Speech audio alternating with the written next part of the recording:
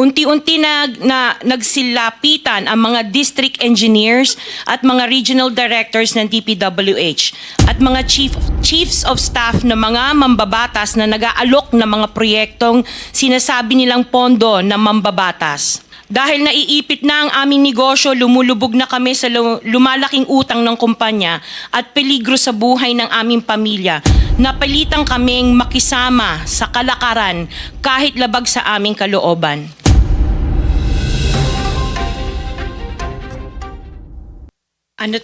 Joint statement ng namin mag-asawa. So I will read partial and then my husband will also read the other half of the sworn statement. So kami si Pacifico F. Discaya II and Cesara Rowena Discaya, mag-asawang nasa tamang edad, parehong Pilipino.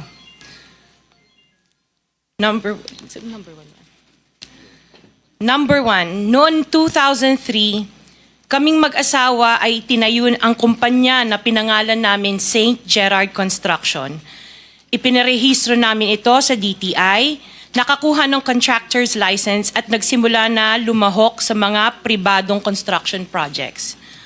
Number two, kinalaunan nagsimula na rin kami na lumahok sa mga government projects. Natuklasan namin na hindi naging madali ang trabaho sa mga government projects. Madalas mahirap ang paniningil ng bayad at matagal bago kami mabayaran ng gobyerno.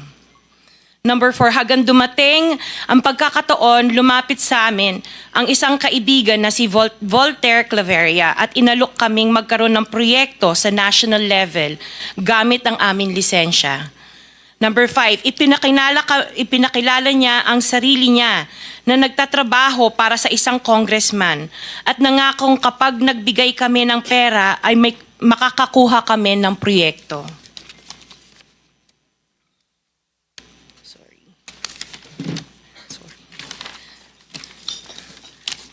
Number 6, dahil wala kaming alam sa kalakaran sa pambansang proyekto sa gobyerno, nagtiwala kami at ibinigay ang lahat ng ipon naming mag-asawa. Sa kasamaang palad, niloko lang niya kami. Naglaho siya, dala ang pera naming mag-asawa. Nagpunta kami sa DPWH para i-report ang nangyari, pero hindi nila ito pinansin. Kahit ganon, hindi kami sumuko. Gusto ko pa rin gawin ng tama ang negosyo, kaya patuloy kaming sumasali sa mga biddings sa gobyerno. Sa kalaunan, ang kumpanya namin ay nanalo sa mga bidding sa mga proyekto sa national government sa pamamagitan ng patas na bidding. Ibinuhos namin ang lahat ng aming pagsisikap para maipakita ang kakayahan ng aming kumpanya na mayroong maayos na paggagawa, dekalidad na resulta at natatapos sa tamang oras. Nagkaroon ng konting tagumpay ang St. Gerard Construction, kaya minabuti namin mag-asawa na mag-expand at bumuo ng ibang kumpanya tulad ng Alpha and Omega General Contractor and Development Corporation. Ngunit na nagsimula ang makilala ang St. Gerard Construction, dumating naman ang panibagong pagsubok. Unti-unti nagsilapitan ang mga district engineers at mga regional directors ng DPWH at mga chiefs of staff na mga mambabatas na nag-aalok ng mga proyektong sinasabi nilang pondo ng mambabatas.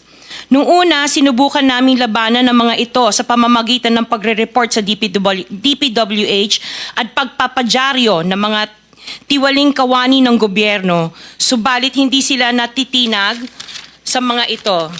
Sabi nila dapat tanggapin namin ang realidad na dapat kaming magbayad sa mga pambabatas kung gusto po namin magpatuloy na magkaroon ng project sa gobyerno. Kung hindi, binabala nila na matatanggal na sa listahan ang kumpanya namin at hindi na makakakuha ng kahit anong proyekto. Hindi namin ginusto kailanman na mapasama sa ganitong sistema, pero kailangan namin magpatuloy para sa pamilya at mga empleyado namin. Dahil sa aming paglaban sa mga tiwaling bidding, maraming beses na naming naranasan na ma-disqualify ng Bids and Awards Committee ng DPWH na hawak na mga mambabatas na nagpondo sa proyekto. Dahil naiipit na ang aming negosyo, lumulubog na kami sa lumalaking utang ng kumpanya at peligro sa buhay ng aming pamilya. Napilitan kaming makisama sa kalakaran kahit labag sa aming kalooban.